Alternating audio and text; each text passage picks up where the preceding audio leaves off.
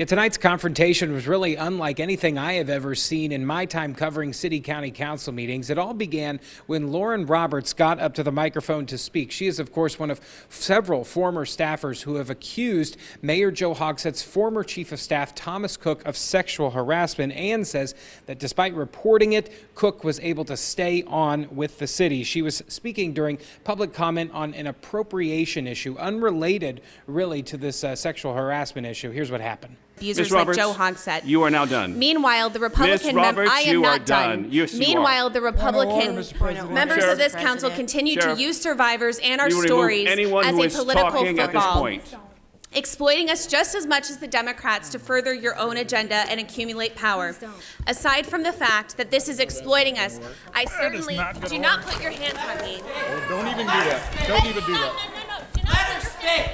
Roberts was speaking about the sexual harassment scandal when her time expired, and Council President Bob Osley ordered deputies to remove her. Her supporters surrounded her, got into a confrontation with those deputies. Roberts was eventually dragged out of the room and removed from the building along with several other people.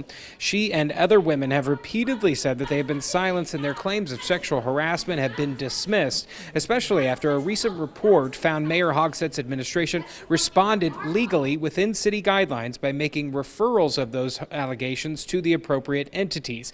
Now, despite being carried out, Roberts continued her speech outside through tears. He's choosing to fight against survivors, whistleblowers, his own workers, and those who support us. Joe Hogsett is corrupt, abusive, and unfit to be mayor in any circumstances. We are Joe Hogsett and his allies' worst nightmare, and we are not going away. Please stand on the right side of history with us.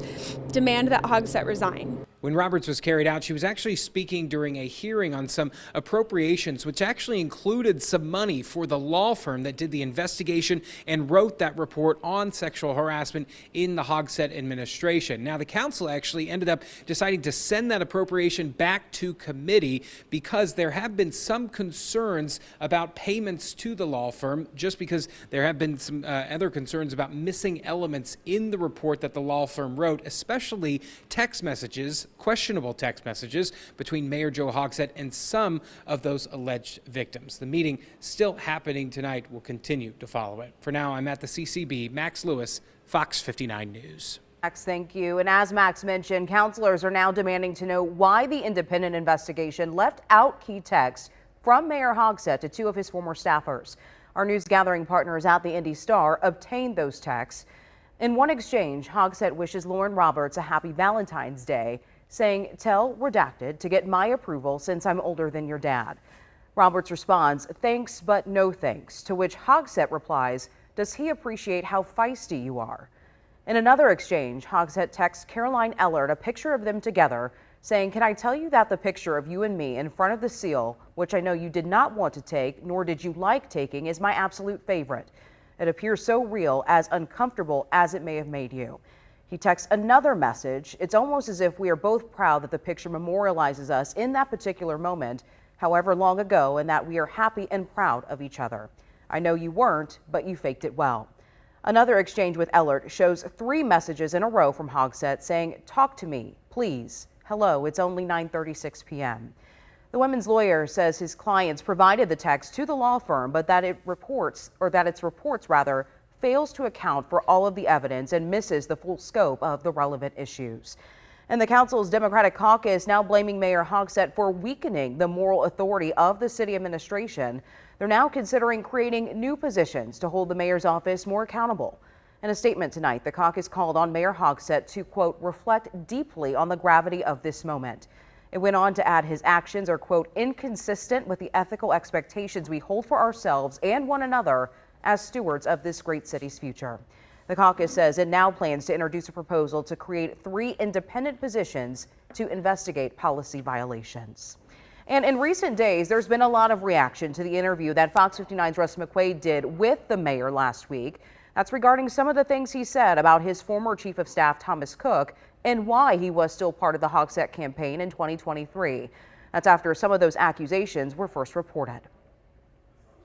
He was not in contact with anyone who was directly involved in the campaign, so it was a fundamentally different situation.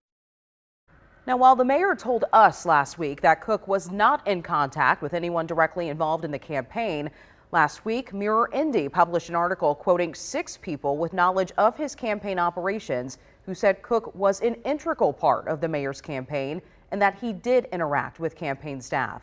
And in fact, our records show Cook was indeed part of the discussions our team had with the mayor's campaign in planning the debate that we televised with the mayor and his opponent Jefferson Shreve, as you see there. That was in 2023 as part of the planning conversations we had with both campaigns.